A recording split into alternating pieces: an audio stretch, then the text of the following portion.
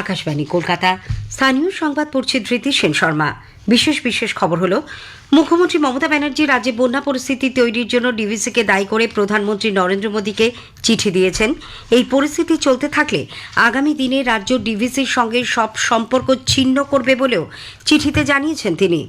মুখ্যমন্ত্রীর ডিভিসির সঙ্গে সম্পর্ক ছিন্ন করার সমালোচনা করেছে বিজেপি। এদিকে রাজ্যে একাধিক জেলায় বন্যা পরিস্থিতি উদ্বেগজনক। গরু পাচার মামলায় জামিন পেলেন বীরভূমের তৃণমূল কংগ্রেস নেতা অনুব্রত মণ্ডল। রাজ্য সরকার 10 দফা নির্দেশিকা জারি করার পর ওয়েস্ট বেঙ্গল জুনিয়র ডক্টরস ফ্রন্টের পক্ষ থেকে আজ স্বাস্থ্য ভবনের সামনে অবস্থান বিক্ষোভ তুলে নেওয়া হয়েছে। আগামীকাল তারা যোগ দেবেন জরুরি বিভাগে। এদিকে আজ অবস্থানরত চিকিৎসকেরা সিজিও কমপ্লেক্স পর্যন্ত এক মিছিলে যোগ দেন।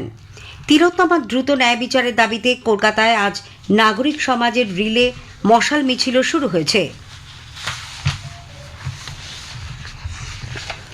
রাজ্যের জেলা সদরগুলিতে শপিং মল তৈরির প্রকল্প দ্রুত বাস্তবায়িত হবে বলে মুখ্যমন্ত্রী আশ্বাস দিয়েছেন। নৈহাটি স্টেডিয়ামে আজ কলকাতা প্রিমিয়ার লিগ ফুটবলে ইস্টবেঙ্গল ও মোহামেডান স্পোর্টিংয়ের মধ্যে খেলাটি অমীমাংসিতভাবে শেষ হয়েছে। আসছে বিস্তারিত খবরে। মুখ্যমন্ত্রী মমতা ব্যানার্জি রাজ্যে বন্যা পরিস্থিতি তৈরির জন্য ডিভিসিকেই দায়ী করে প্রধানমন্ত্রী নরেন্দ্র মোদীকে চিঠি দিয়েছেন। সেই চিঠিতে ডিভিসির বিরুদ্ধে পরিকল্পিতভাবে বন্যা সৃষ্টির অভিযোগ করেছেন তিনি। চিঠিতে মুখ্যমন্ত্রী বলেছেন, 2009 সালের পর এইবার সবথেকে খারাপ বন্যা পরিস্থিতির মুখে পড়েছে রাজ্য। 5 লক্ষ কিউসেকের বেশি জল ডিভিসি ছাড়ার কারণে রাজ্যের 11টি জেলা প্লাবিত।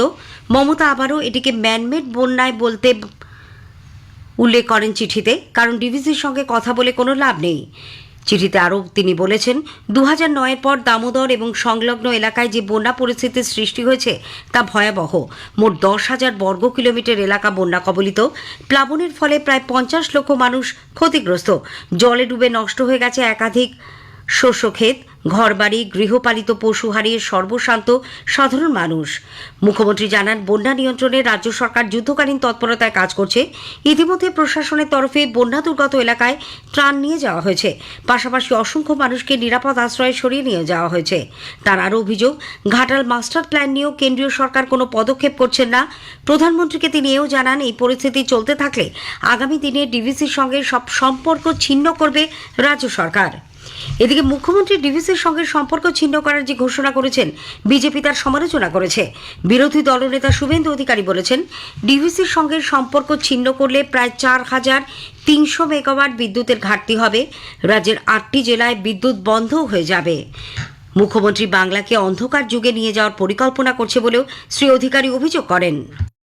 উনি কালকে বলেছেন না ডিভিসির সঙ্গে কাট আপ করে দিতে। উনি কি জানেন যে পশ্চিমবাংলার পশ্চিমাঞ্চলের 7 থেকে 8টি জেলায় আলো জ্বলে, কারখানা চলে, ট্রেন যায় ডিভিসির বিদ্যুতে? একটা পাওয়ার প্ল্যান্ট করতে পারেননি, 1 ইউনিট বিদ্যুৎ নতুন করে জেনারেশন করতে পারেননি, ডিভিসির উপর নির্ভর করেন, আবার ডিভিসি কে সঙ্গে সম্পর্ক কাট আপ করবেন বলেছেন।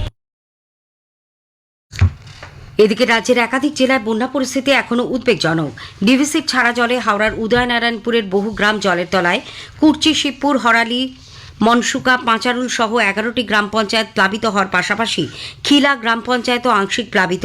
জেলার 6টি ব্লকে 153টি ত্রাণ শিবির খোলা হয়েছে। সেখানে আশ্রয় নিয়েছেন 14,333 জন। এনডিআরএফের 6টি স্পিডবোট জলমগ্ন এলাকায় কাজ করছে। জেলা স্তর ও ব্লক স্তরে 24 ঘন্টার কন্ট্রোল রুম খোলা হয়েছে।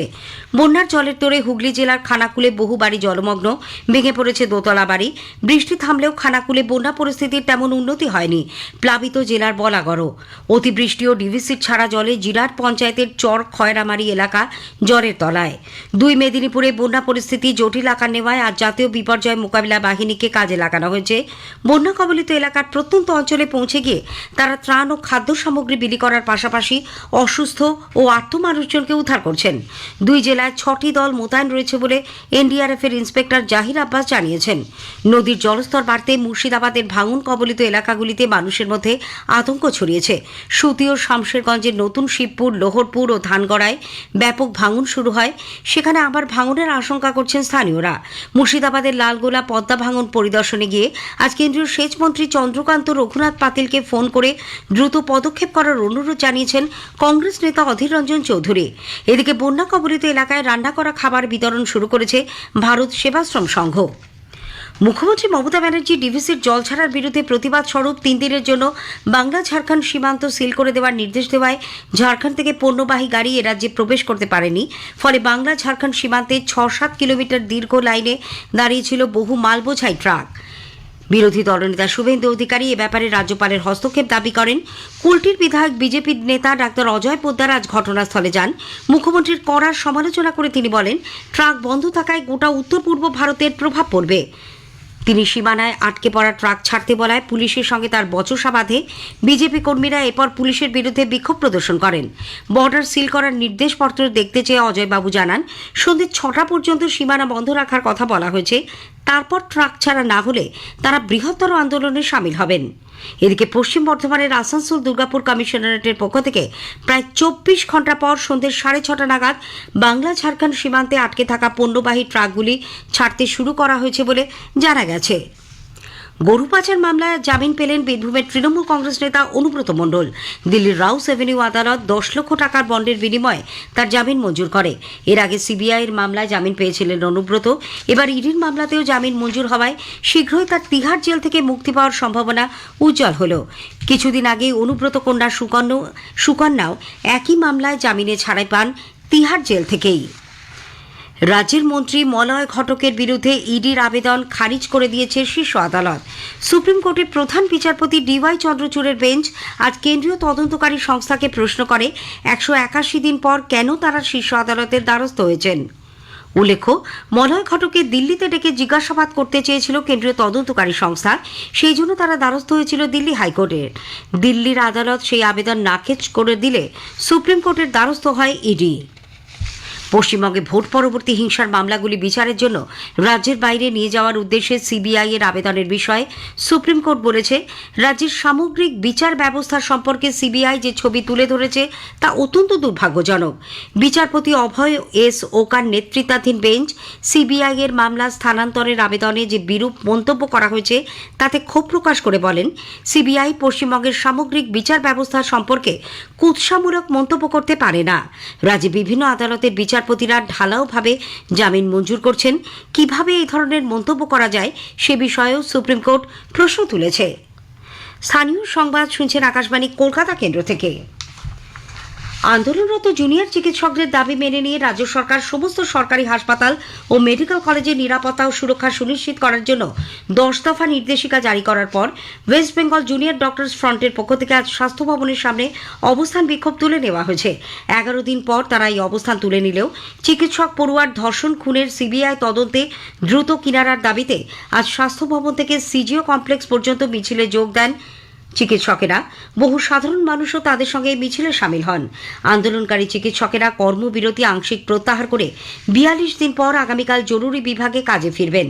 তবে অভয়া ন্যায় বিচার না পাওয়া পর্যন্ত তাদের আন্দোলন ও সুপ্রিম কোর্টে আইনি লড়াই চলবে বলে আন্দোলনকারীরা স্পষ্ট জানিয়েছেন। প্রদেশ কংগ্রেস সভাপতি সাংসদ অধীর রঞ্জন চৌধুরী জুনিয়র চিকিৎসকদের কর্মবিরতি প্রত্যাহারের সিদ্ধান্তকে প্রদেশ কংগ্রেস সভাপতি অধীর রঞ্জন চৌধুরী জুনিয়র চিকিৎসকদের কর্মবিরতি প্রত্যাহারের সিদ্ধান্তকে স্বাগত জানিয়েছেন। তবে তারা আন্দোলন কখন কতটা জোরদার করবেন সেটা জুনিয়র চিকিৎসকেরাই স্থির করবেন বলে সাংবাদিকদের কাছে তিনি মন্তব্য করেন। যারা আন্দোলনকারী তারাই এটা ঠিক করবে কতটা আন্দোলনের তীব্রতা কখন থাকবে, কখন হ্রাস করবে। যারা আন্দোলন করছে তারা কোনোরকম ভাবেই অবিবেচকের মতন কোনো কাজ করেনি। মাঝখানে বাংলার মুখ্যমন্ত্রী চেয়েছিল তাদেরকে ভিলেন বানাতে, মানুষের কাছে মানুষের শত্রু বানাতে। সেক্ষেত্রে বাংলার মুখ্যমন্ত্রী এবং তৃণমূল পার্টি তারা ব্যর্থ হয়েছে। তিলোত্তমার দ্রুত ন্যায় বিচার ও দোষীদের শাস্তির দাবিতে আজ জুনিয়র ডাক্তারদের মিছিলের পাশাপাশি কলকাতায় নাগরিক সমাজের মিছিলও শুরু হয়েছে।